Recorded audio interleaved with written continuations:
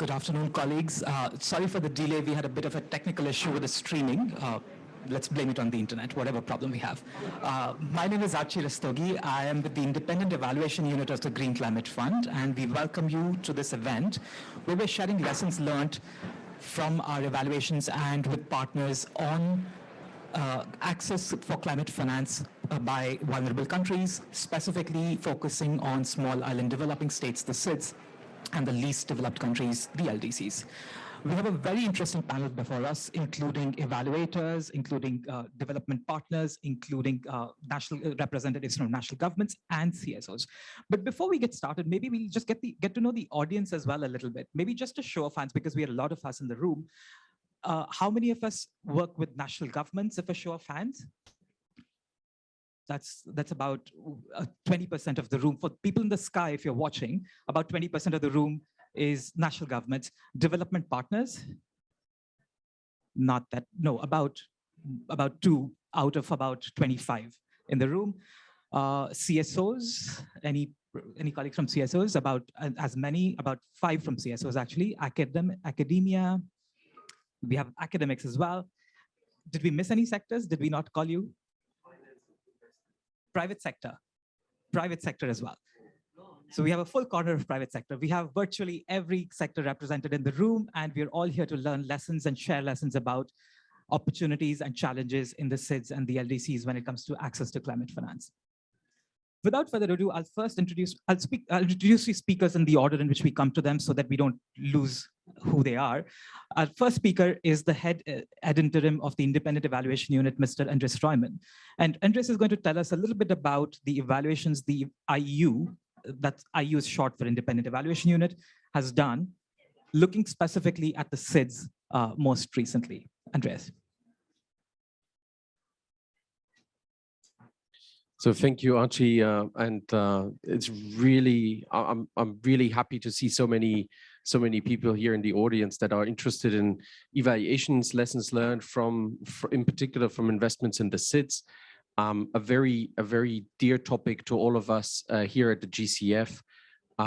But I must say, and I've just been talking about this with my fellow panelists here, we are one of the only events here at the GCF Pavilion that are talking about the SIDS. So I'm again really happy that we can bring that forward and bring that topic of a vulnerable group that is particularly vulnerable to climate change and climate finance in this space. So I've prepared a few slides, if that would work. If we don't have the slides, okay, perfect. Thank you very much. So as you can see, I'm going to introduce very briefly a couple of takeaways from the independent evaluation of the investments in the small island developing states. Can I ask for the next slide, please? Don't seem to work.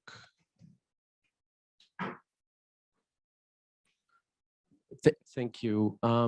Yes, so what I wanted to talk about is that the evaluation team has identified 5 normative values that were very critical for the consideration of climate finance in the SIDS, and that provided for us the framing of this evaluation.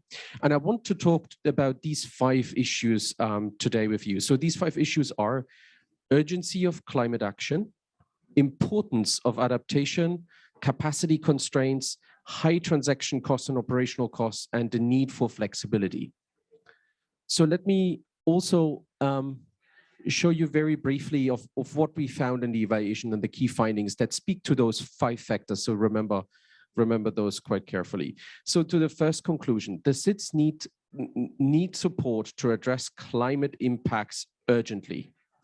And the GCF modalities and the GCF processes are currently not sufficiently effective to address the specific challenges that we found in the SIDS, in particular in respect to the urgency of climate action. So for instance, the simplified approval process is still not simple enough and not quick and efficient enough to bring finance to the vulnerable groups of the SIDS, as well as the requests for proposals that look at the enhanced direct access to the community-led work is also largely underutilized. To the second conclusion that we've had from our evaluation, and again, I'm really happy to talk about this in our discussion. So this is really just an introduction to the different parts.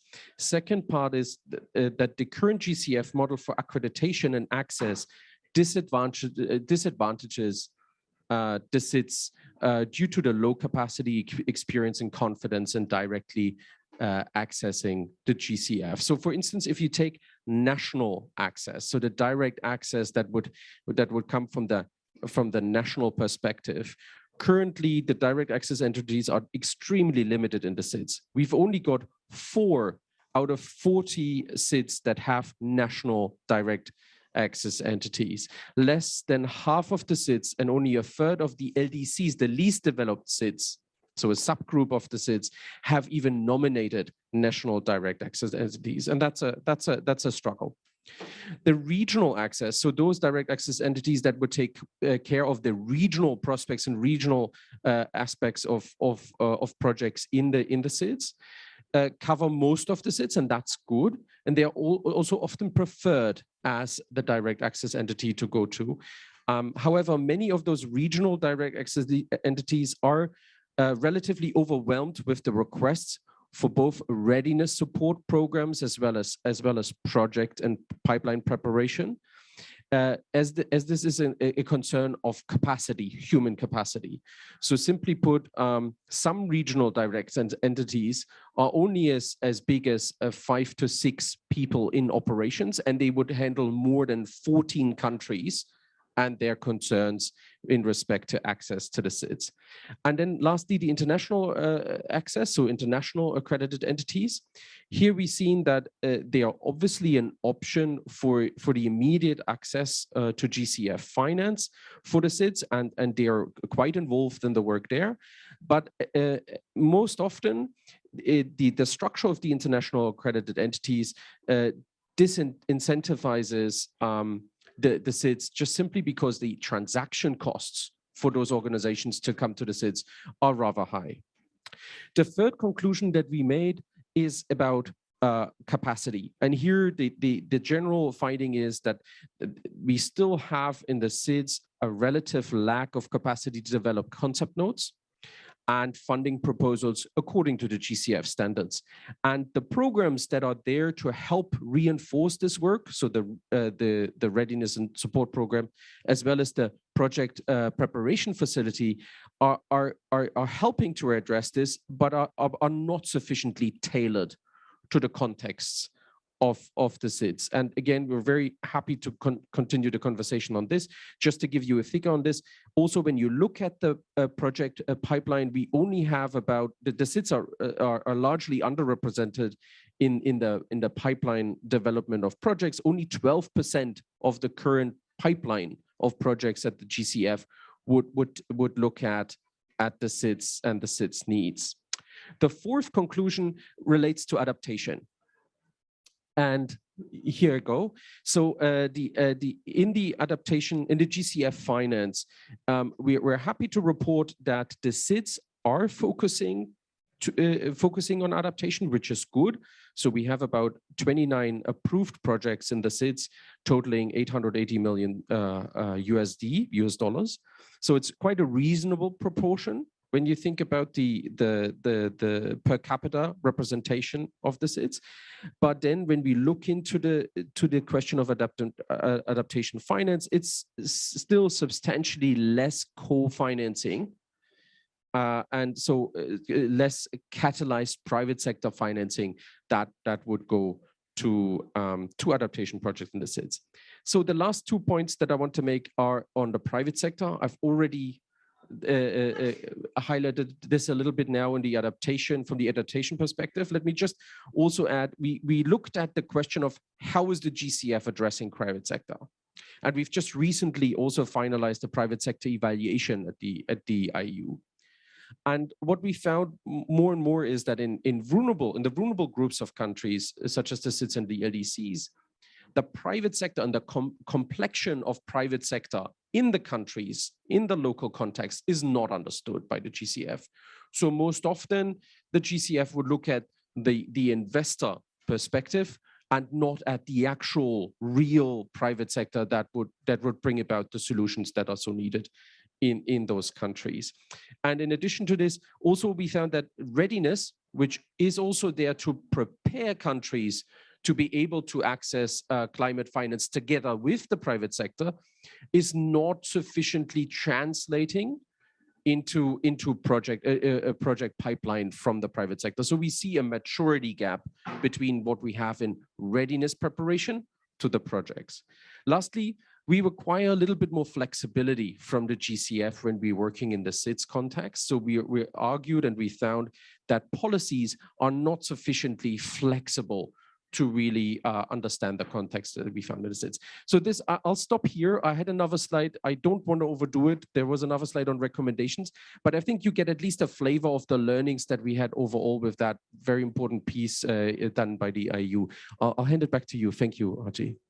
Thanks, Andreas. So obviously, very clearly, the challenges of capacity and the challenges of accreditation, et cetera, remain. Our next speaker is going to speak a little bit more about access to climate finance and what can be done. I introduced Uzoamaka Nwamarah. I told her that I'm going to mess up her name, and I did. Uzo, as I call her.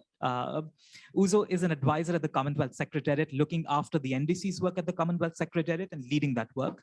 She has a wealth of experience in the private sector and and several agencies. And Uzo is going to tell us a little bit about the Climate Finance Access Hub that the Commonwealth Secretariat has established very, very recently. Uzo.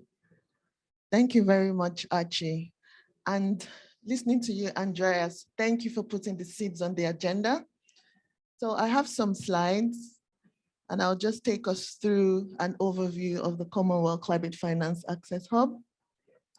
But I would start by saying, indeed, when it comes to climate change, we need to hear the voice of the SIDS. That's really important.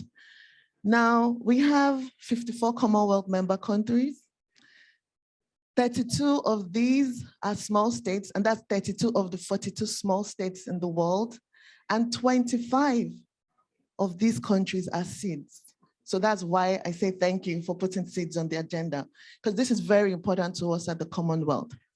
What is interesting is you had your report in 2020, but the Commonwealth heads of government in 2013 at their meeting requested and set up a Commonwealth Climate Finance Expert Group to look at the issue of climate finance access for Commonwealth member states, of which most of them, as I've said, are SIDS and other vulnerable countries. Now, this expert group worked for 2 years, and they came back to CHOGM, the Commonwealth Heads of Government meeting in 2015 with their report. And one key recommendation was the establishment of the Commonwealth Climate Finance Access Hub. And I'll be talking us through how we are already implementing the recommendations of your report. But I think what is important is that this is almost 6 years plus, and we're still finding out it's the same issues in terms of limited access to data, limited capacity. But then what do we do about it? Work is ongoing, but we need to ramp this up.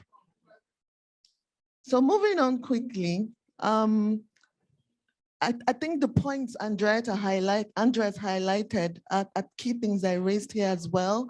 In terms of how to date, just around 3% of climate finance has gone to SIDS. And then specifically for the GCF pipeline, we have only 12%. I think these are key reflections to look at from the report, the evaluation. Again, when it comes to access to data, we know that for GCF programs, we need historical data, baseline data, and even now we're looking at scenario planning. And when we say historical data, going 30 years back, where do our SIDS get that from? In a meeting we had this morning, actually you had mentioned how you're looking at the simplification processes in terms of being able to extrapolate, being able to reference, justifiable data, e.g. from the IPCC, so that SIDS can use this in proposal development. The other point is on capacity. And when we talk about capacity, you mentioned human capacity, but also the institutional capacity as well and governance. So those are things we look at. So I'm going to go very quickly on my slides just to give you an overview of CIFA, as I would call it, the Commonwealth Climate Finance Access Hub, and what we are already doing in response to these recommendations that have come out again, but for us to see what we're doing. And please join us. I was happy to see and hear the cross-section of the stakeholders here, be it private sector, public, academia, etc. So very quickly, yes, so CIFA was established in 2015. We became operational in 2016 with support from the UK, Australia, and Mauritius. Mauritius hosts our central hub.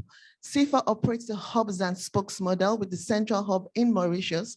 We have regional advisors and then Commonwealth National Climate Finance Advisors in country. We've increased our collaboration beyond country partners to institutional partners such as the Ndc Partnership, UNITA, and NORAD recently. The hubs and spokes I'll touch on in a bit because this is really important. Human capacity, human resource, really, really, really important, but I'll touch on that a bit more. So what distinguishes the hub? What distinguishes CIFA? We're country-driven, country-led. We work with our countries to respond to their needs on ground. We have long-term advisors embedded in country. We have a balanced approach when it comes to capacity, like I mentioned, both human and institutional capacity, and we work with partnerships. The interconnected network, like I was saying, is yes, we have one advisor in country, but they are backed up by all the other advisors and of course the Secretariat itself. And we have a strong governance structure whereby we have a steering committee made up of member countries as well as institutions and academia. So in terms of what we do, we know when we talk about climate finance access, if I may say, it's a long value chain. So you have the readiness aspect of things. You also have the knowledge base. You also have accreditation support, which you touched on here. It's a whole plethora of things. And I think the context we would like to highlight is every country is at a different stage, but we need to come in and be able to be flexible enough to support the country where they are. But especially for our SIDS, we found out that we spent a lot of time working on accreditation, working on institutional capacity. But what is so important is that we need to help them develop bankable projects. Because again, I like the word you use, urgency. We can't wait. But in no particular order here, we have concrete project pipeline development, policy and strategy support, climate finance readiness and accreditation. Really important is the integration of gender, youth, and health considerations, especially when it comes to vulnerable people. We need to consider our young people and everybody, men, women, as agents of change, decision makers who are part of the solution as well. I think knowledge management and learning is key. We want to ensure that the best practices are replicated and scaled up. And even what we've learned that did not work well, we need to share that as well, so that people don't have to go through that process, but they can leapfrog and move on. So very quickly, this is where we are now in terms of the countries we've supported with our national and regional Commonwealth national advisors. I'm happy we have 2 of them here in the room. We have 12 active advisors now. So we have our Commonwealth National Climate Finance Advisor for Antigua, Sasha, and Catherine Cook for Fiji here. And I think Antigua and Barbuda is on the panel today, so that's great. We want to support all our member countries, so we urge our partners to join us as we keep working. In terms of what we've been able to do in the 5 years we've been operational, we've supported our member countries access about $44 million across adaptation, mitigation, and projects with co-benefits. What I'd like to highlight here, though, is that over 70% of our portfolio is in adaptation. Again, highlighting the need to just move quickly. We had an independent evaluation of CIFA. That's the call out on the right that shows it's relevant and relevance is high and coherence is high. So this was using the OECD DAC criteria. Knowledge management and learning, just a few things to highlight in terms of what we are doing and linking to today's topic on ensuring that we can enhance access to climate finance. Again, linking to data, the first paper here on the left, we had a discussion paper on Earth observation technology for improved access to climate finance. We have Clara here in the room that worked with us on that. And I think this is, and we also had Archi come for this discussion paper launch because again, back to the limited access in terms of data, not just getting the data, but utilizing this data for effective project proposal development. We have a project, the Common Sensing Project, where we're already active in 3 small island developing states. And it was based on our experience that we came up with this discussion paper. I'll encourage us to have a look at it. I'll touch a bit more on it in a few slides. The next paper here is some work we did in Jamaica in terms of supporting private sector in writing project proposals for the GCF. So that's something we did to help in Jamaica, the private sector there. And the document on the right is actually looking at gender integration in our NDCs. We're having an event tomorrow at 12:30 in the Commonwealth Pavilion to go into more detail on that. So please join us. But this is just an overview, a snapshot on the kind of work we're doing to ensure that what we're learning, we're able to share with others. And so please join that conversation. Common Sensing Initiative is one in which we're using Earth observation technologies, remote sensing, to help our member countries get that data that they need for the evidence-based, the justification for climate rationale in making sure their projects are bankable. We've had, I'll move very quickly now, the role of the Secretariat working with our advisors is to make sure that the GIS-based platform is the countries are able to use that data to write their projects. Now we've had workshops, basically taking them through in a practical format in writing proposals for access. And this is work that Catherine led with colleagues in Fiji, Vanuatu, and Solomon Islands. We have all of these reports available on the website. And I think what is interesting is how that these reports, again, show how you can attract climate finance across those thematic areas. Moving on, Ndc Partnership. Again, this is one project that we've been really excited in participating in because we've worked across climate finance access in terms of readiness, in terms of institutional capacity building, in terms of how to ensure, for example, CPIR, climate budgeting. When you look at national development plans, you don't do that in isolation of your wider climate action or sustainable development goals. But working together with the countries, we've been able to ensure that they are able to integrate climate action in their national development plans. Specific countries we worked on, 2 in the Caribbean, 2 in Africa. So in Belize, we've supported the climate finance landscape assessment, as well as the climate finance strategy. In Eswatini, we did the CPIR work and also a strategy on enhancing private sector engagement in implementing Eswatini's NDCs. In Jamaica, we did a similar work on socioeconomic assessments and CPIR. And in Zambia, we also did a climate finance monitoring and the MRV of climate finance, because in accessing climate finance, we want to make sure it achieves the objective for which it was set out for, and then report on this and have that cyclical loop to ensure effectiveness. Again, all of these deliverables, you'll be able to get them on the website for information learning. So here in COP, we were able to present some of these to our member countries. So in Eswatini on the left, and just today, we presented the climate finance landscape assessment to Fiji based on the Common Sensing Project. Last program I want to touch on is on our proposed Commonwealth Living Lands Charter. We've talked a lot about capacity. We know that human resources, even finance, is not finite. So what we have, we need to ensure we use it judiciously. Now, when it comes to the 3 real conventions, we found that most times in countries, you have different line ministries, but surely everyone should be talking to one another. You would see on the left, the 3 real conventions, the UNFCCC that is convening us here in COP, there's the UNCCD and then the UNCBD. So UNCCD on desertification, CBD on biodiversity.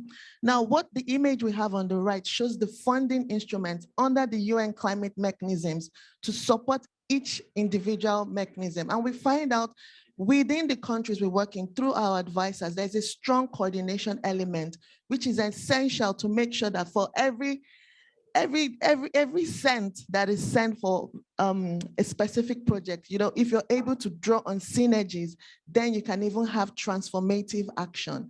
So we're encouraging people not to work in silos, especially at the country level, so that we have effective use of finance accessed. Something we also found out is that for some of these projects, you need co-financing. So why have 3 different projects whereby one can even build on the other, and then you have more support being given to the country? And so I'll just conclude on, in reflecting on the good work that you've done and also the experience that we have, what we are still going to keep doing our work with CIFA, the Commonwealth Climate Finance Access Hub, to ensure that we're able to fast track the NDC implementation. Of course, you need finance for that, along with all the other aspects of the means of implementation. We're going to ensure that we continue to support our member countries through our work in devising and getting bankable projects funded. We're not going to do this alone. We're going to do this with our partners, calling on everybody to join us as well as we take the work forward. Thank you. Yeah.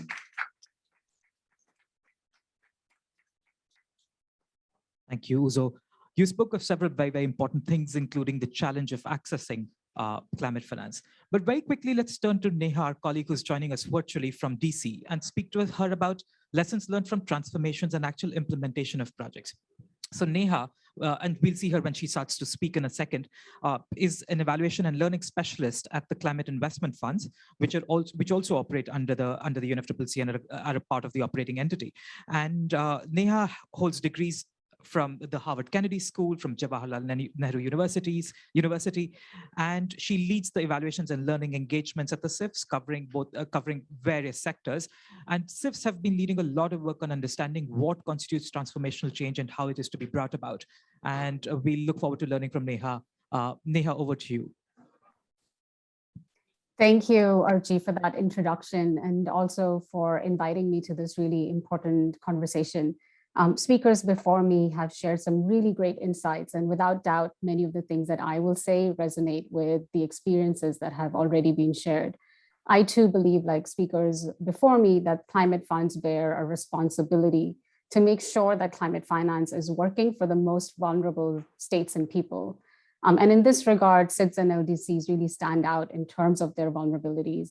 They can be caught easily in vicious circles of facing shocks due to climate disasters, needing to rebuild, getting trapped in long-term debt, and before being able to enhance their resilience of their economies and societies, being hit by another shock. So in light of this, the dedicated evaluation that's been conducted by GCF IEU is really greatly appreciated. And I think it throws light on the challenges that GCF is facing, but also other climate funds like CIF can help address. I read this evaluation with a lot of interest, so you'll see some of the things that Andres shared before also coming up in the presentation that I'll make. And I really wanted to express my deep gratitude to the authors and commissioners for this evaluation. And also congratulations to the Commonwealth Finance Access Hub, who are already implementing many of the recommendations that have come through the evaluation. So CIF's thematic evaluations provide some lessons for SIDS and LDCs. We don't have a dedicated evaluation that we've done thus far, but Archie, as you already mentioned, our work on transformational change and other evaluations, such as the one we did on our programmatic approach, and project and program specific studies have some findings that would be of relevance to share today. I'll use just a few slides. I don't know if those have already been brought up, but maybe they can be if they haven't. So going to the first slide, this is just to say that CIF has projects across its 4 current programming areas of clean energy, energy access, resilience, and forestry across LDCs and SIDS. Through grants and concessional financing, and it's leading to significant levels of co-financing in billions of dollars. Next slide, please. When we look at this portfolio, there are essentially 3 key messages that I wanted to draw light to today. The first is the need for a programmatic approach for SIDS and LDCs. The second is linked to this programmatic approach, the need for flexibility in the planning and implementation of investments. And the third is the need for funding to be directed towards building resilient infrastructure and strengthening institutions and their capacities. I think we're still on the first slide. If you could move to the next one, please. And lastly, I'll share the transformational change framework that is now part of CIF's investment criteria for all new programs. And I strongly believe when applied to SIDS and LDCs, it can lead to helping to attain transformational change in these regions. Next slide, please. So starting with the programmatic approach, what the programmatic approach essentially implies is achieving large-scale impacts through a series of interconnected projects instead of a project-by-project approach. If we could move to the next slide, please. Sorry, there seems to be an animation on this one that might be causing some confusion. There we go. And an important thing to note here when thinking about the programmatic approach is that a bulk of the concessional finance that's currently going to SIDS and LDCs tends to be allocated in large one-off projects. And some studies have found that over half of the resilience projects amount to less than 200,000, which is definitely not enough when we're thinking about large-scale fundamental changes that might be needed to break the shock recovery and further debt cycles.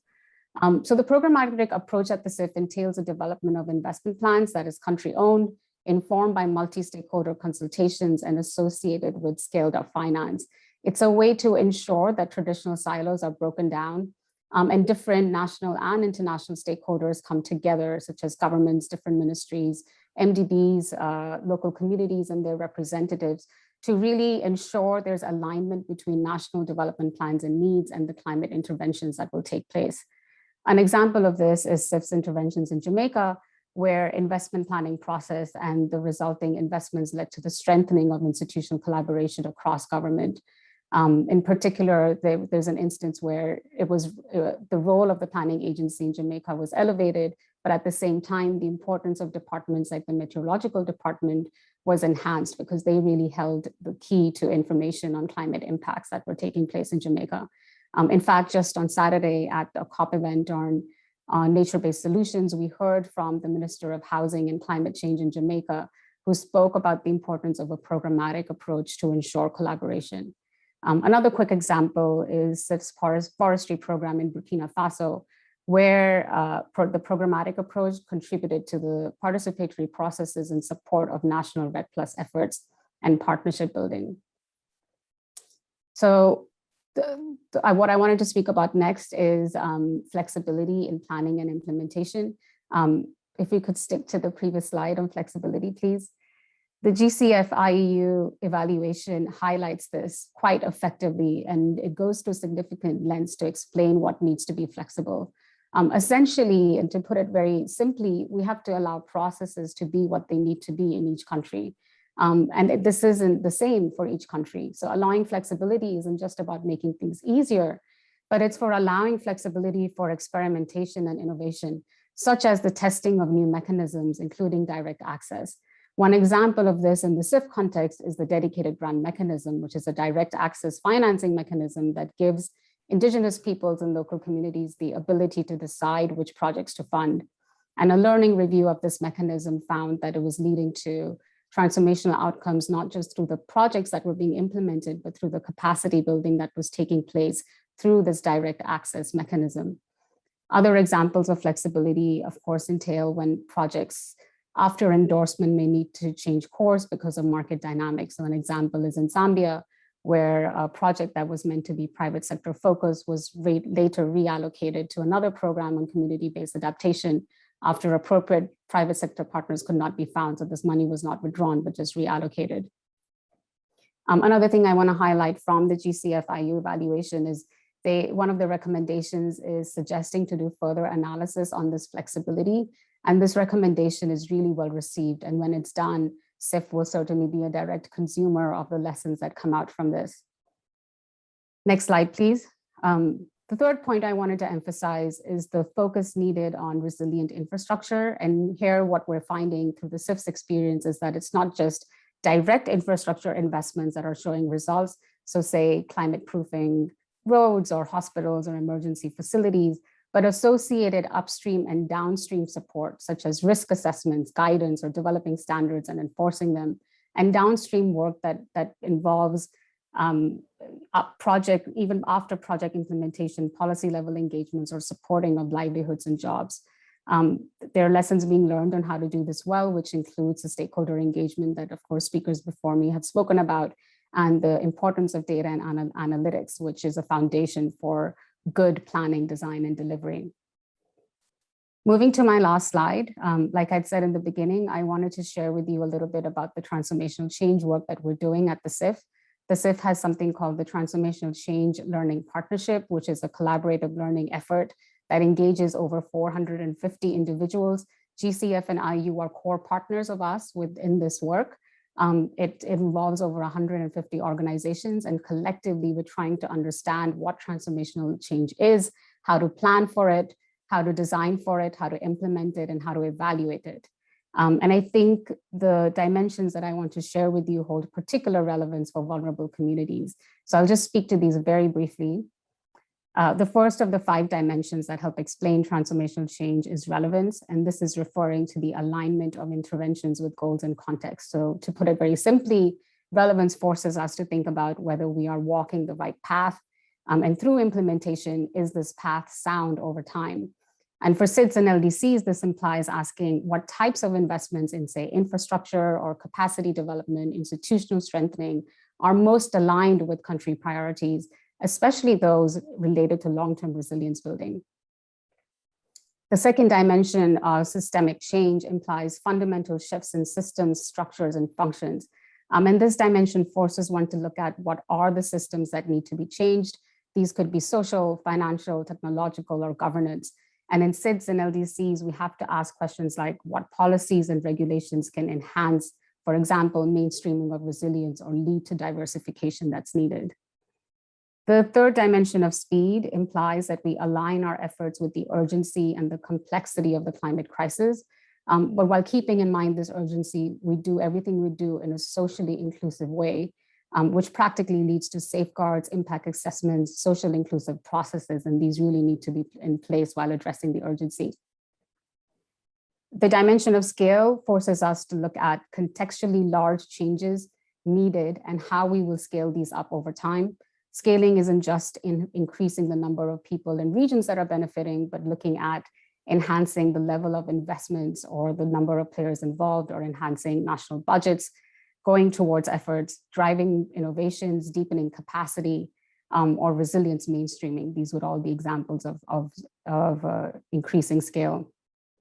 The last dimension of adaptive sustainability refers to the robustness and resilience of change. So it's asking us what changes need to be sustained beyond the planned intervention, and how will this be done? And this is maybe the most critical one for SIDS and LDCs, because we really want to build sufficient capacity and resilience for long-term change that would be sustained in the face of multiple shocks. So these dimensions, as you may have heard while I was speaking through them, are interrelated, but together they can help us develop a more robust and effective program and projects in vulnerable regions such as SIDS and LDCs. And with those key messages and a few reactions to the evaluation that I'd read, I'd like to say thank you for allowing me to share SIF's experience. Back to you, Archi. Thanks, Neha. Indeed, systemic change, scale, and adaptive sustainability. A delicious recipe for change. I wish it was as easily done as it was said. We'll move over very quickly to my colleague, Viktoriya. Viktoriya is an associate data analyst at the Independent Evaluation Unit. And we've heard from Andreas, who spoke to us about the evaluation of the SIDS portfolio of the GCF. The IU has been making an effort to understand the portfolio of the GCF in various groups of vulnerable countries. And Viktoriya is going to speak to us about the early findings from the IU's ongoing evaluation of the GCF portfolio in the LDCs. Viktoriya. Yep, thank you very much, Archie. As you have already mentioned, this evaluation is ongoing. We have been working on it from the beginning of this year and preparing for the submission for the first board next year. Yes, and currently we are on the stage of quality assurance. That's why I'm not going to go through specific recommendations or details, but rather give a brief of the takeaways and observations. Yeah, is it on? Yeah, thank you. Yeah, as you know, LDCs and SIDS are both defined as vulnerable country group category that requires special attention from the GCF. And here, the first slide shows us some challenges that these country groups experience with the project approval process, simplified approval process, and some other challenges along. Given that my colleagues already mentioned very well about the limited capacity in terms of human capacity, technological, institutional, and even increasing climate risks in those countries that increase their vulnerability, it actually has repercussions on every stage of engagement with the GCF. And I would just like to give a brief summary from some important stages. First, accreditation, as was mentioned multiple times, is still a challenge for national entities. Similar to SIDS, we have only 12 entities from LDCs that are national direct access from out of 49. Yeah, and although it's definitely desirable for the countries to have direct access and national entity, and every GCF board document highlights the prioritization to that group. The second is country programs are sometimes in tension with entity work programs. So where this is coming from, as you know, I've just mentioned, there are very few national direct entities from the LDCs, but the countries receive the readiness support to develop the country programs and the pipelines. However, these are not a prerequisite for a project proposal submission. And what is actually happening that the national stakeholders of LDC countries have to be guided by the international access entities and abide by their rule when they submit a proposal. And in some cases, the work programs of entities do not overlap with country priorities and country needs. So here we see a bit of a weakening of country ownership in the project proposal development. Another modality in terms of SAP, this is the simplified approval process, initially intending to support countries with limited capacities, with a small accreditation size, and to ensure a quicker access to money, to the funding. Well, currently this has not been working well. The number of SAP projects from LDC countries is very small, and actually what we are observing, it takes longer to submit a SAP proposal rather than a regular project proposal. This is definitely, very interesting. Next, okay, we covered readiness, covered SAP, now about PPF. This is a project preparation facility that is aiming at helping project developers to make stronger proposals and complete the requirements for project proposal submission. Mostly those are the challenging annexes. So currently the process is lengthy and resource intensive, and it definitely discourages LDC countries from approaching PPF. Less than half of LDCs ever approach PPF. Yeah, and actually it takes 1 year to submit a PPF proposal. And imagine after 1 year, you have to go through the regular funding proposal approval. Yes, so definitely some area of improvement. Then I will bundle up together next two observations. So we have, and give some background maybe. So project developers spend 200 days developing a project proposals, and then they finally submit it to the GCF Secretariat. And the next stages are the Secretariat review. And of course, after that clearance, they're tabled at independent technical advisory panel assessment. Yeah. So the feedback from these two stages is perceived as challenging to address given the operating context and constraints experienced by LDC. And the next observation is that insufficient consideration of the contextual factors affecting LDCs, especially regarding climate data and time constraints. So what happens when the Secretariat feedback review is cleared, it goes, the project proposal goes to ITAP. And in many cases, the project proposal is returned back with some requests for additional information or development of particular parts of the proposal better. For example, we have the struggle with climate rationale definition, or some supporting annexes as well. This comes really late in the process, first of all, and that time projects are very time sensitive because they have their internal timelines. Yep, and in many cases, the additional granularity of the data that is requested by ITAP is not actually available because the countries do not have appropriate data collection systems in place to provide this, which eventually adds to the overall processing time of the proposal. And the last observation is overall disbursed financing is generally low currently for LDC country group. And a regular project approval cycle is longer for LDCs than non-LDC projects. Yeah, my second slide. Oh. Yeah, here it's a little bit different type of analysis that we did on the GCF's likely contributions to system changes. We wanted to think about like outside of GCF level processes on the paradigm shift and maybe systemic changes. This analysis uses the methodology called DEMATEL, and it's a mixed method approach, but I'm not going to focus on it in detail.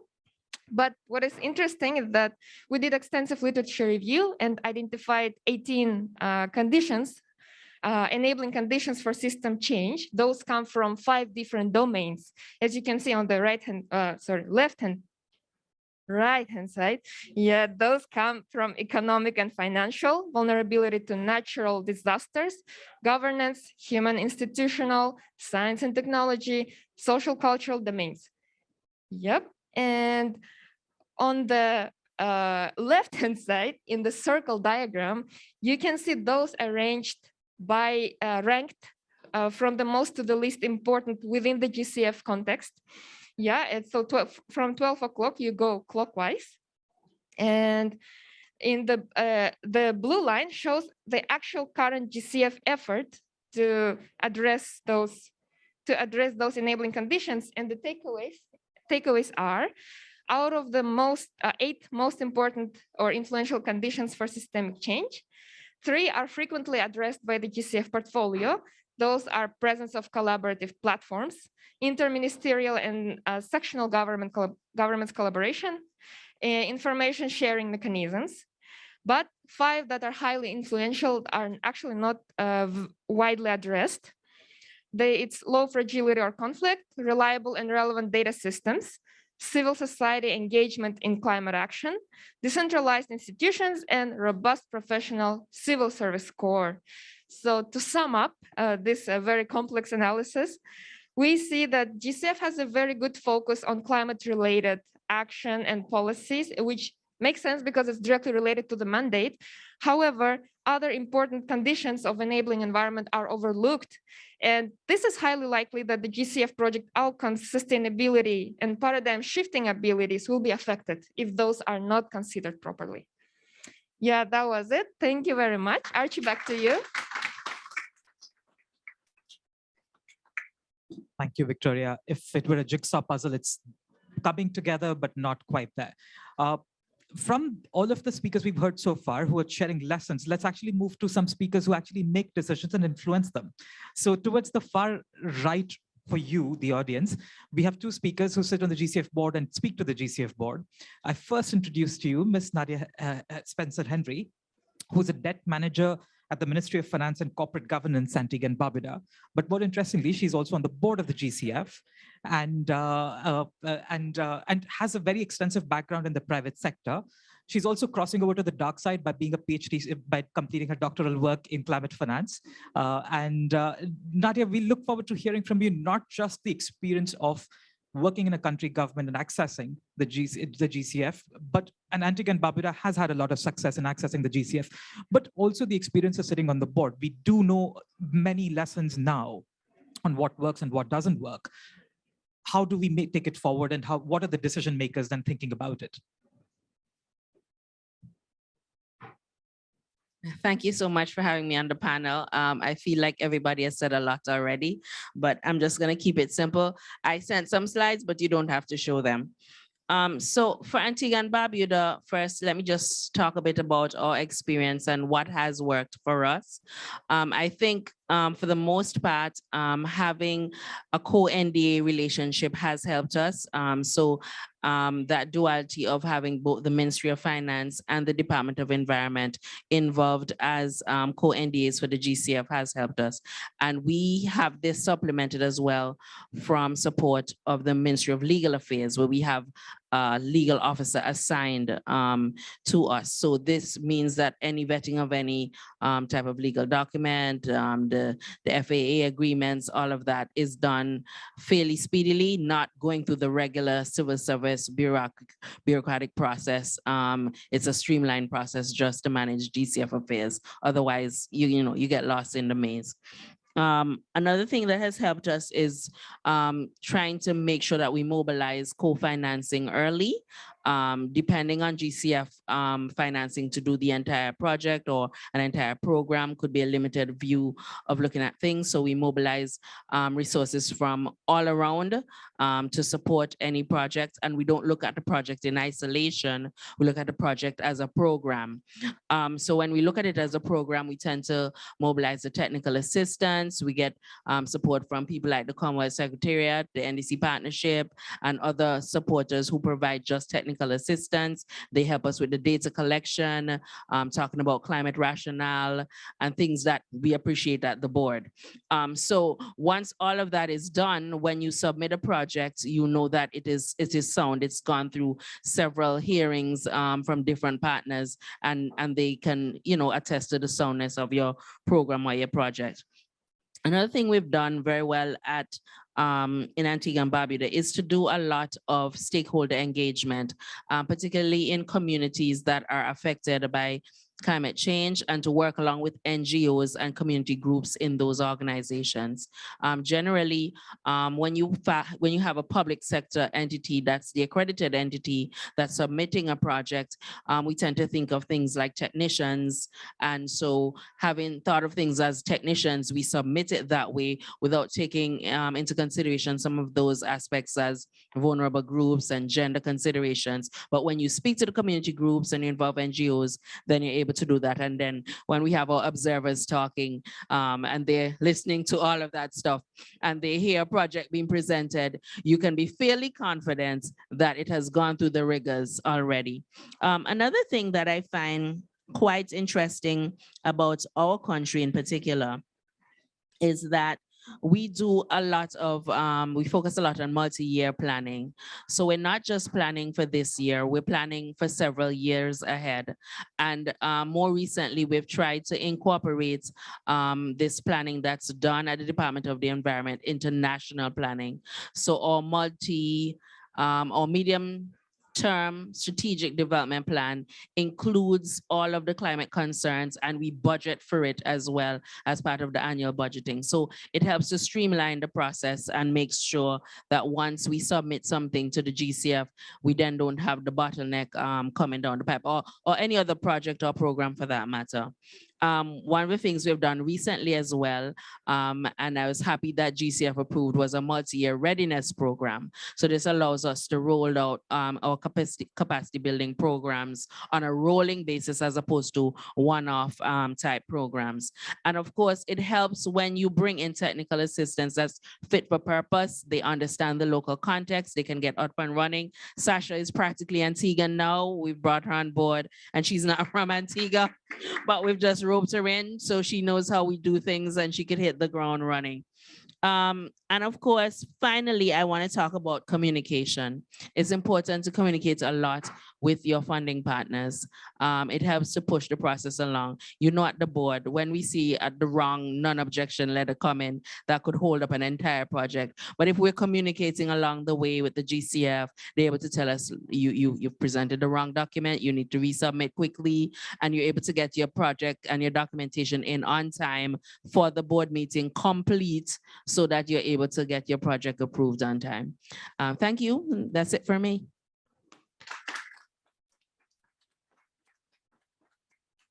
Thank you so much, Nadia. Some very, very important lessons there: legal capacity, vision, proactive action, etc.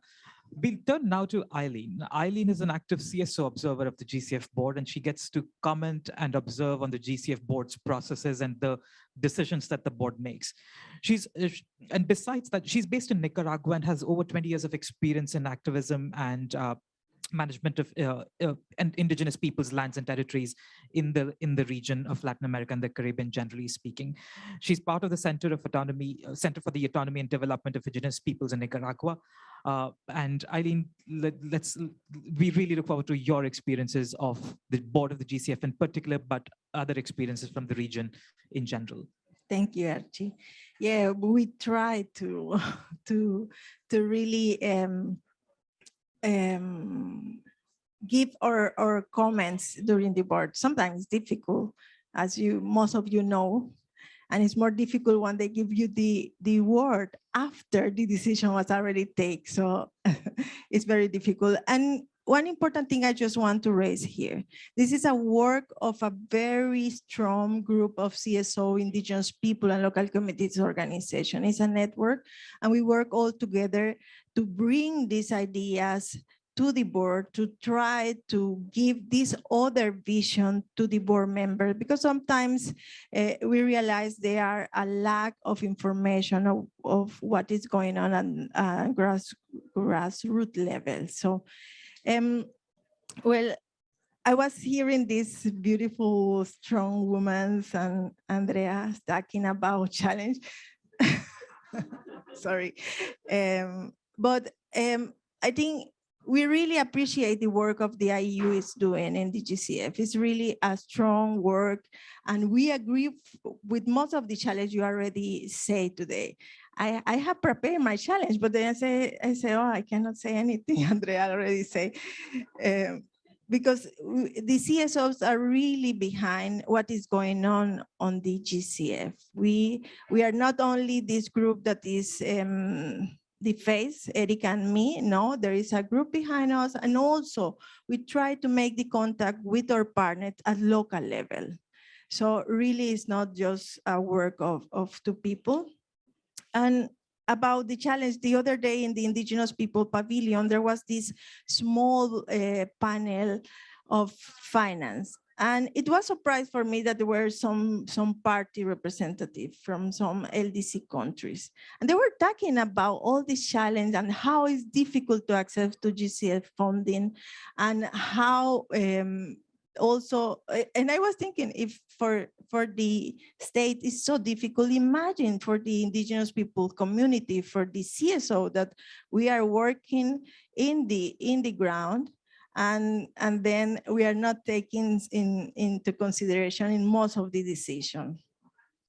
Other challenge that we identify here, and I think it has been also discussed during the board, is about this division, this separation between development and climate adaptation action. And I think it's very important, because we see SIDS and we see LDCs, we really think it's important to work in development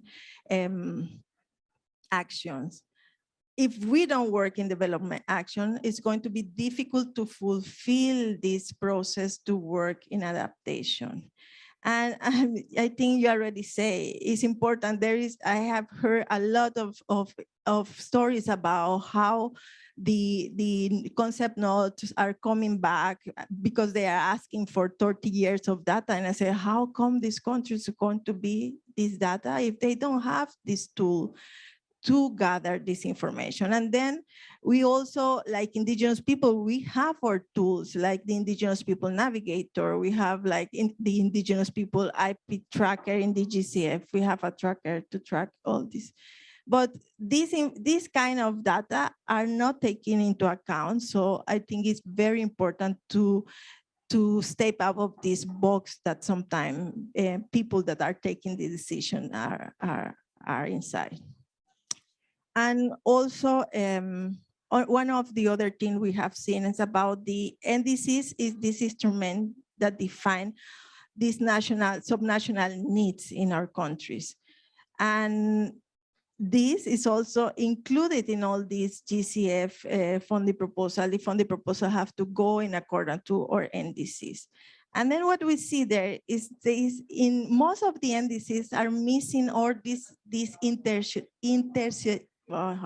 intersectionalities are missing. So all about youth, women, Indigenous people, local communities are missing, because if we see, at least in Latin America, and we have in the NDC of my country, yes, it's included the Indigenous people because we were behind the government, but there are other countries where they don't have this fluid relationship, flow relationship with the CSOs or the indigenous, that is important to take. So if they're not in the NDCs, of course, they're not going to be in all these funding proposals. They're not going to be taken into account. And I think it's very important also, now that we have an indigenous people policy in the GCF, it's also important that the government take this also into account, because when we see one funding proposal that came to the board, sometimes it's missing that part about indigenous people, even if there are indigenous people in the region. Another thing that we have been identified is about, it's really difficult, all the understanding of the financial structure. And it's very difficult, not only in the GCF structure is really difficult for most of the stakeholders. So it's very important also, because this representative of this government was telling, it's so difficult to understand the GCF. And I said, oh, I know, because I started to follow 6 years ago in this small group of indigenous people. And so I think it's very important there to work more about how to capacitate, to increase the capacity of the stakeholders, also from these LDCs and SIDS institution. If we don't do that, it will be so difficult to really engage with the GCF. And also, in this capacity building process, one of the main problems also is there's a lot of funds that are going to consultants. And it's good, they have a knowledge, but it's also important to improve the institutional capacity of these countries. If not, so it's going to be like a cycle that is not going anywhere.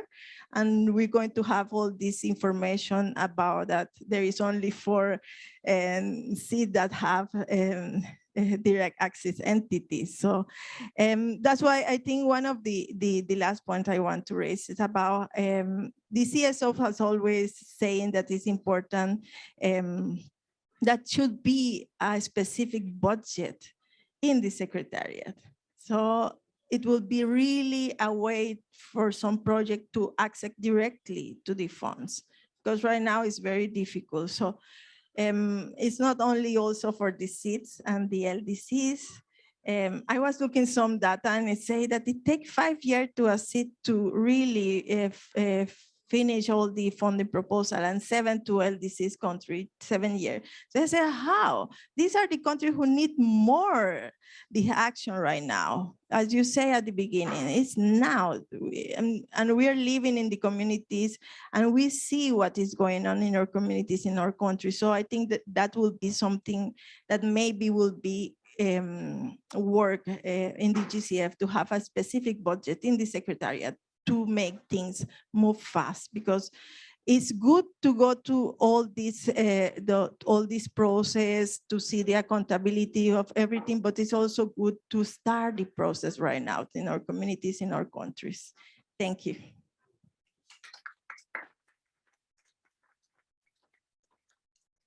Thank you, Eileen. Thank you, panel members, the strong women in Andreas.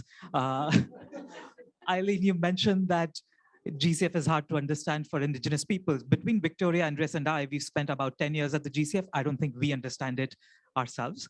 But let's see what the audience might not have understood. Let's move the questions to the audience and what questions there might be. I see 2 hands raised up already. People in the sky, I'm going to circulate the mic. Hopefully you'll be able to hear us.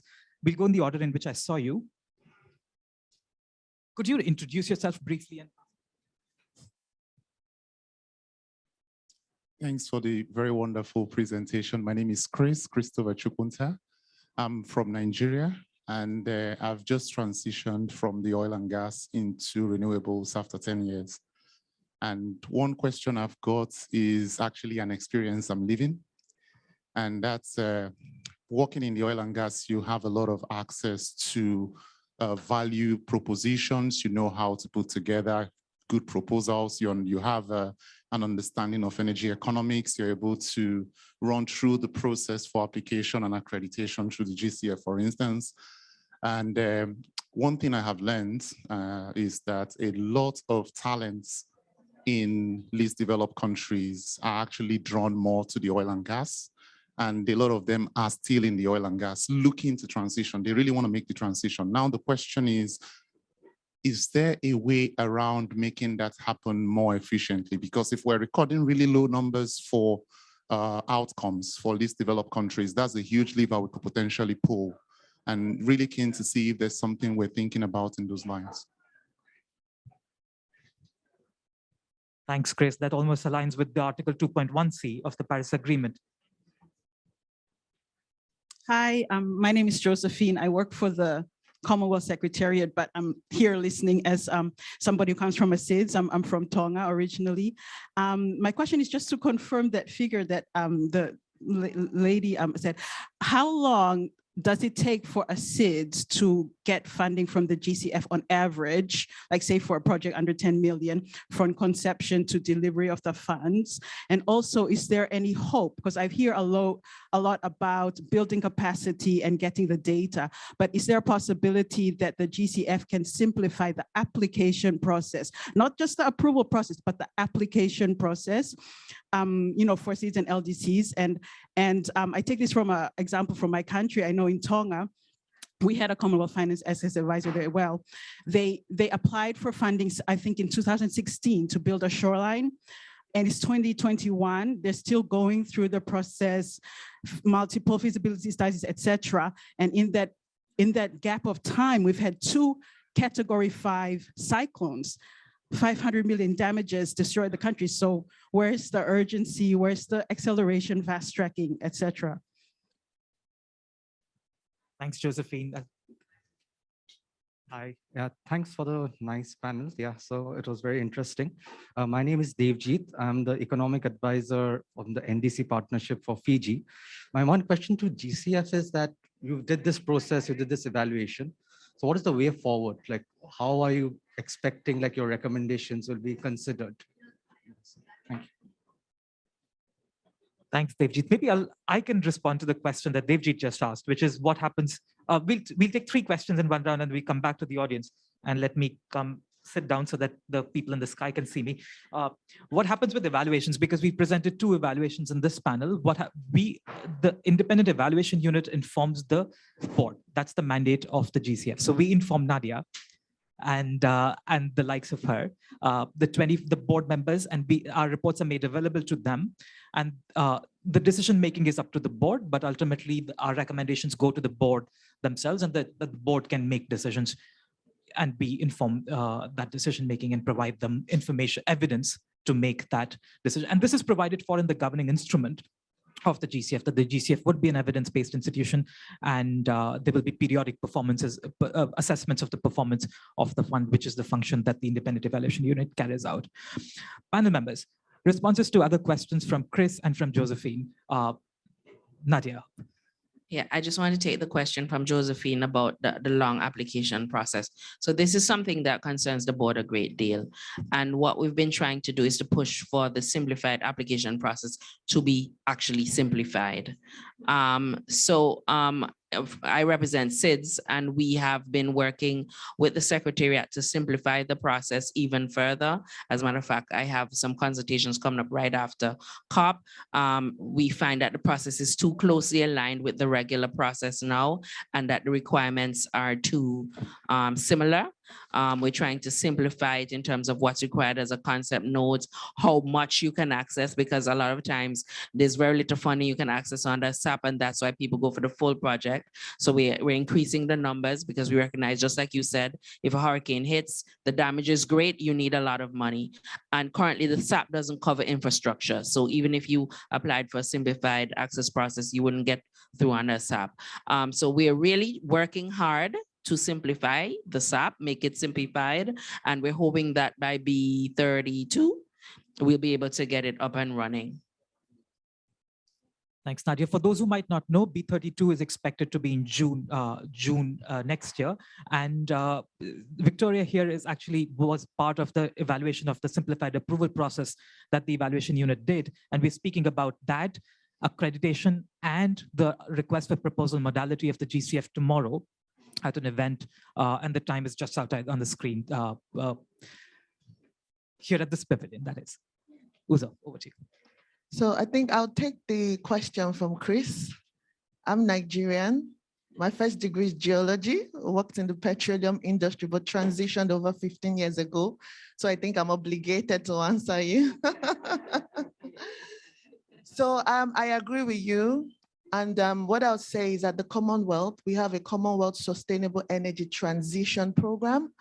I like the word you use, transition, and that's what we're doing to support our member states, especially those who are oil producing, to understand that they need to transition. We won't go into too much detail now on stranded assets, etc. But what you said about the technological skills you have, even the business development skills as well, how to ensure we can use it, for climate action, indeed. And part of the pillars of the CSET, as we call it, agenda is on education and skills. We actually had an event that touched on education and working with the schools in the pavilion last week, yes. But I think in terms of skills, the green economy, entrepreneurship, those are the points that you're touching on, and we're working on those. So I think we can engage later, but just to agree with your point and say that those skills are there, they're inherent, and they can be translated. Yes, thank you. Thanks, Uzo. We'll take another round of questions from the audience. Thank you. Yeah, my name's Clara Gallagher. I'm at IIED. As you might know, there's the task force on access to climate finance coming up. And quite a lot of the principles and recommendations touch on a lot of the issues that the evaluation has highlighted as being a problem. How do you all see that task force working, and what do you want from it to try and implement these changes, like on standardizing accreditation across the different funds, and this point on flexibility on the timeframes? Some information from your perspectives would be good. Thank you. Thanks, Clara. We might give you a laundry list for that question. I'll take another question here. Thank you. Giuseppe Racconto, consultant from Agrar consulting firm. We are assisting GCF in the project preparation facility. I would like to have a follow-on call on the evaluation that you mentioned. I think it's very interesting. I look forward as a practitioner to the forthcoming report. Can you expand on how you see the tension between all this call for flexibility, transformational change, and the pressure for accountability and result orientation? Are we deluding ourselves that we can have a solution for both issues, that we can have bottom-up project planning, stakeholder-driven transformation, and then we can achieve that meeting always rigorous result orientations, predictability? Transformation often is not predictable. Thanks.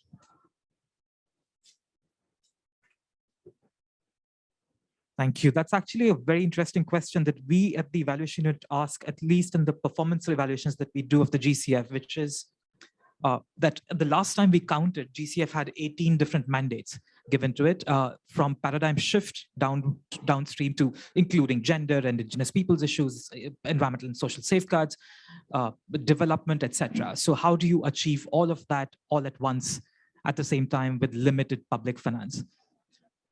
Any other questions before we move to the panel? Just to take a third question, if in case there is one. Panel members, questions about transformational change. How do you bring about such complex changes? And what recommendations might we have for a task force? Well, yeah, about transformational, I think it's important for the Green Climate Fund, and I'm talking like indigenous people, to really, they're doing things good, but I think they can improve. You say there is a lot to improve, but it's also about learning from others. And we have doing with IED and other partners also some study, and we have seen how it can be possible to do climate finance in a more flexible way, with the participation of stakeholders that normally they don't take the decision as indigenous people. In Latin America, we have some examples about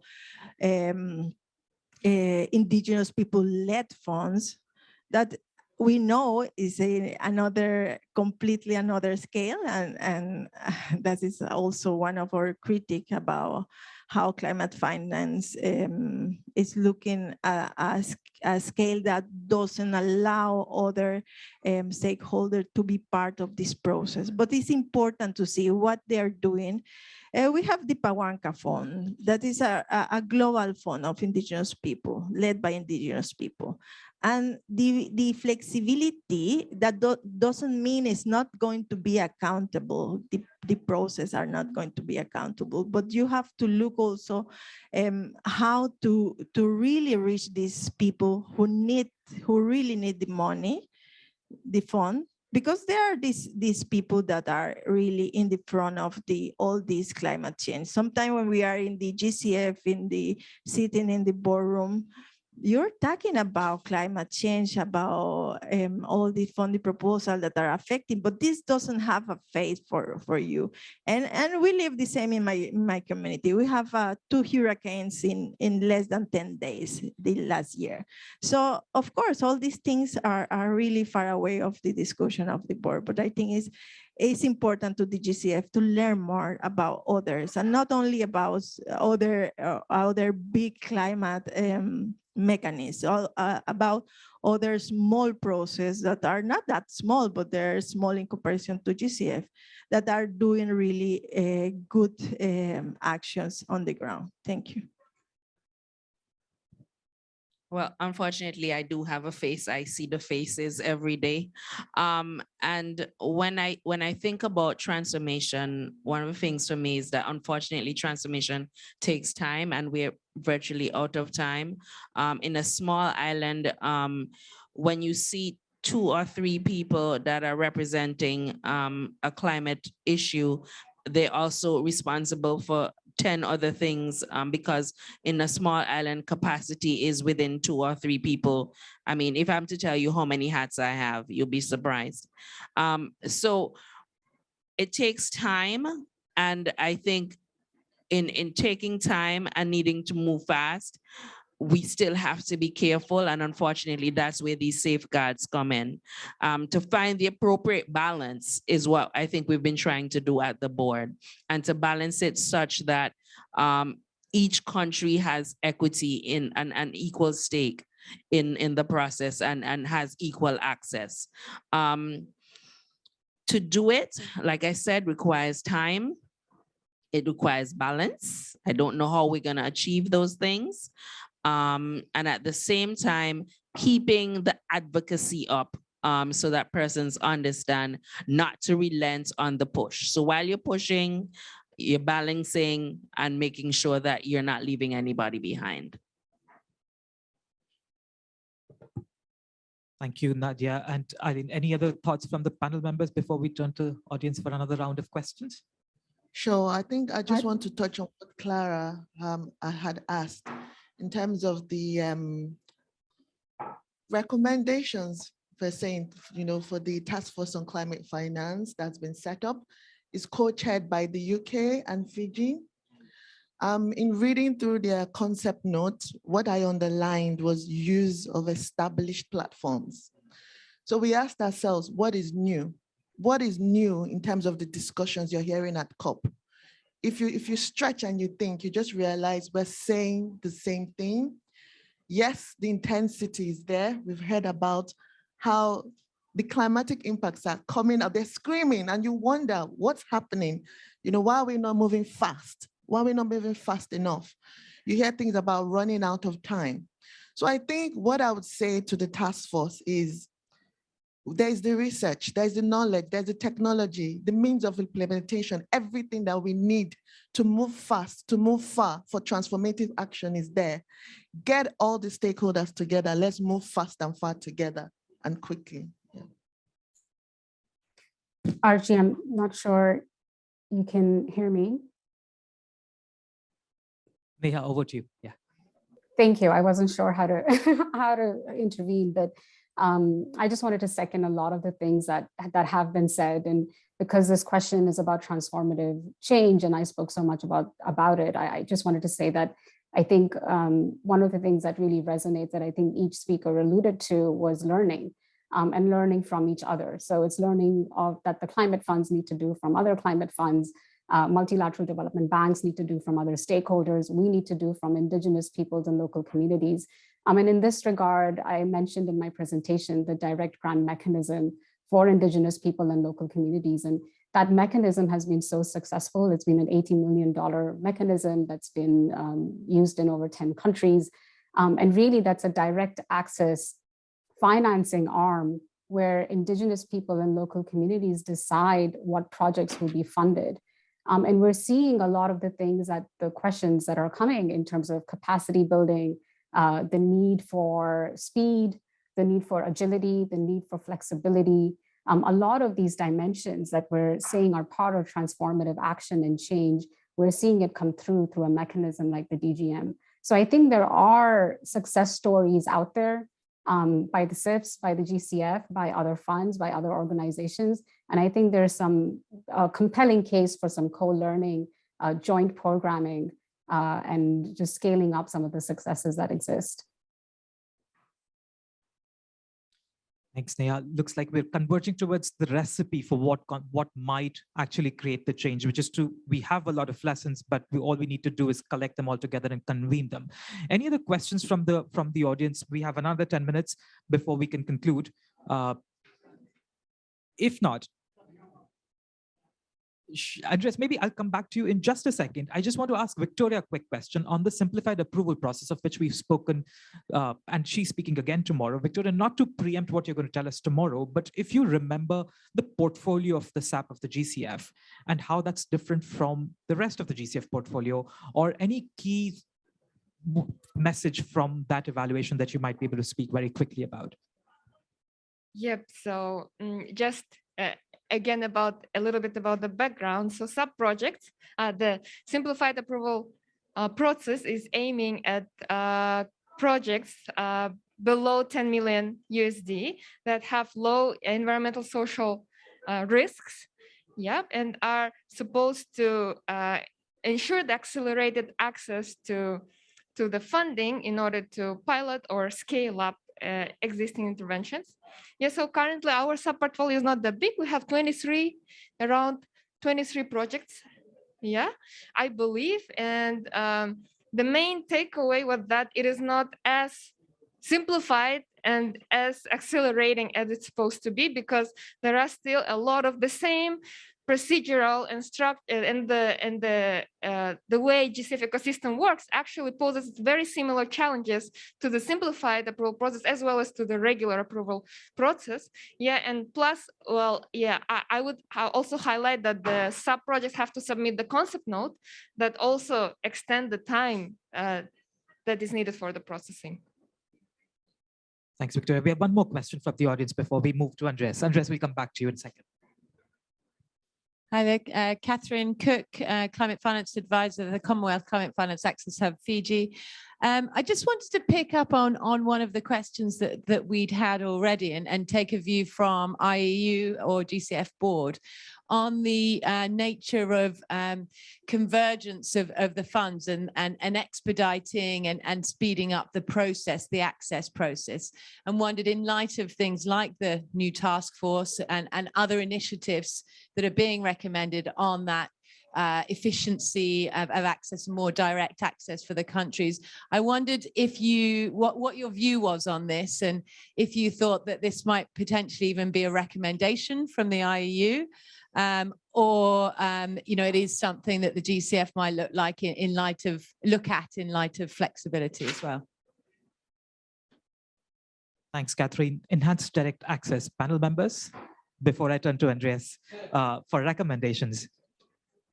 Andreas, perhaps the recommendations from the SIDS evaluation might speak a little bit to, among other things, enhanced direct access. Can you give us a flavor of the kinds of recommendations from that evaluation that emerged? Sorry with the microphone. Yeah, thanks, thanks Archie, and thanks colleagues, and a great panel once again.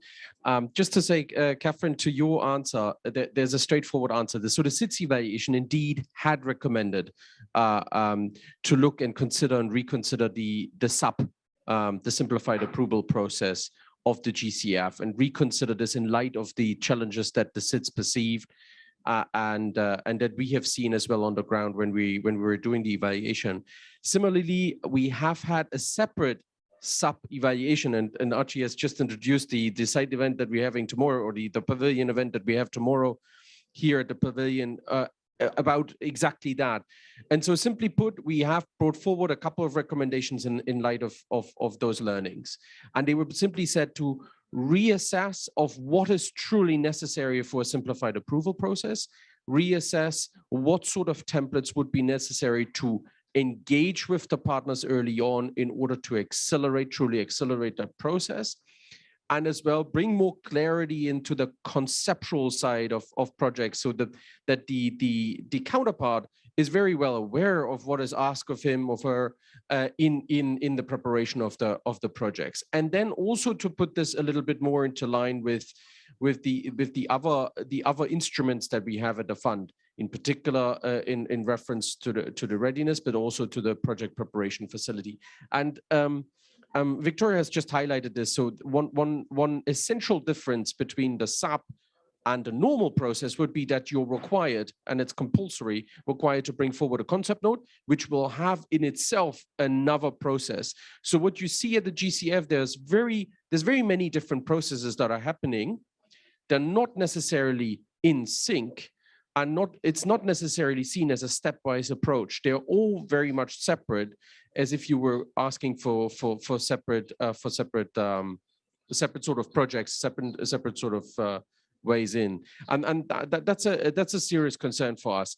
Just let me highlight this also in light of the question that was asked by our colleague from EAD on adaptation. So we've had already our pavilion event. So maybe you want to check on the website when we did discuss the adaptation evaluation. So we've also done last year an adaptation evaluation, and the learnings are pretty much in line of that what we found in the SIDS. In a way, just to say, look, we need to start not only to learn, but also to actually actively consider that learning and bring it to the next level. So basically, as we sit here, and I think we're all in agreement, the different funds as they are there, they need to start bringing the learning together, and we need to leapfrog and allow ourselves to leapfrog from those learnings. And I very much appreciate the Commonwealth Secretariat thinking exactly about that same question. How can we leapfrog? How can we learn and use that learning that we provide? Which brings me to the next point of coherence and complementarity. When we think about the funds, what we're realizing in the SIDS, when we think about an organization, when we think about a direct access entity that is only 2 to 3 people, perhaps 4 if you're thinking about a regional direct access entity at the GCF in serving the SIDS. When we see that that type of institutional structure, it's very clear that the coordination cost at the level, on the ground, the level at the national level and even at the project level are very, very high. And that is the coordination cost for all the GCF projects, but also for the adaptation fund projects, for the SIFS projects, for the GEF projects, for the bilateral donors, and the list goes on. And that is something that we also need to tackle. We need to find a way of how to integrate the different projects that we have. We need to think about national plans, but very often national plans, as we've heard, NAPs are considered a separate project altogether. They're done. People say, okay, this is what we need to do, but nobody has thought about the financial planning in order to implement the NAP. And that is something that we think is crucial as a next step to really truly think about a program for the country to really integrate all these different funders, and then to reduce those coordination costs. And then the last question also from Giuseppe, thank you very much for the question on results orientation and measurement. What we found in the adaptation evaluation, as well as in other evaluations, including the SIDS, is this question of measurement. And here the fund has not yet provided a good definition for the key concept that this has. We've spoken about climate rationale and data availability. Climate rationale is not defined at the GCF. So essentially, everyone may have a different opinion about what it is that we truly want to bring to the table. It requires a definition, it requires further work. Similarly, innovation as a key concept for transformational change, at least from the IEU's and GCF's perspective, is something that we also haven't really defined at the GCF. We don't really know what innovation means. What we found is that in the SIDS, but also in the adaptation portfolio in particular, it's not only about technology, it's also about what we call software innovations. So the innovations of institutions, the innovations of business model, the innovations of behavioral change that we need to take into account in order to really truly drive the adoption of the new technology that we're bringing forward. So it requires a lot more software innovation in the adaptation space. And lastly, also traditional knowledge. And that is something that we were very surprised about. We have looked at surveys, we have looked at the interviews that we had on the ground. The project teams, as well as the reviewers at the GCF, there's not a clear concept of what traditional knowledge is and how it could be used, because it's crucial to foster that integration and an integrated approach that we have for climate projects, which in itself, giving that flexibility to the country, and I spoke about this in the SIDS context, it's important to give flexibility to the countries to truly bring forward the projects that matter and fit to the context that they live in. But at the same time, the flip side of flexibility is that we don't have the necessary concepts well defined and the steering that we need for the fund. So it requires, at this point, it requires a bit more steering of impact. And this is sort of my little insight on this. One, of course, standardization of what indicators could be in adaptation. That's truly important. But we also need to find a way of how to allow ourselves as climate funds to steer the impact in the right direction, and not only look at the question of country ownership. Giuseppe, I really very much like your comment on the tension of country ownership and results orientation. One thing that we have done in the past in 2019 is we looked at country ownership as a principle and concept here at the GCF. We evaluated country ownership, the principle. And what we found is we often forget there are many ingredients that would define what true country ownership is. One of which is it's not government ownership. It's truly country ownership. So it has that inclusion element. It has that element of truly providing a local, a national climate management circle that is truly established and capacitated to do climate projects in the country, and that requires a lot of platforms and inclusion, and that's something that's really dear to us, and that would somehow also remove a little bit that tension that we have in our minds, because again, country ownership can not only be defined by the governments that we have, but also by the people that would likely be beneficiaries or otherwise involved in the projects in the countries. I leave it at that. Those are a few takeaways that we have. Thanks. Thank you so much, Andres. Ladies and gentlemen, we're coming to the close of the time that we have allotted for ourselves. And so with those recommendations, one of the things that the report also makes an observation of is that there is a sense of indignation, at least among the SIDS, likely also among the LDCs.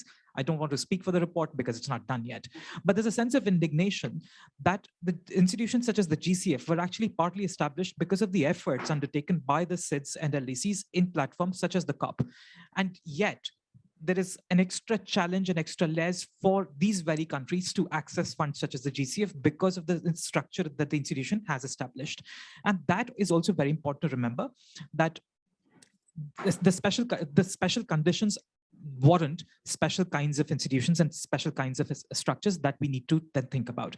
Thank you so much, our wonderful panelists, all the wonderful ladies and Andres. And we'll be around in the room for another few minutes to just talk informally as one does. Thank you so much, colleagues.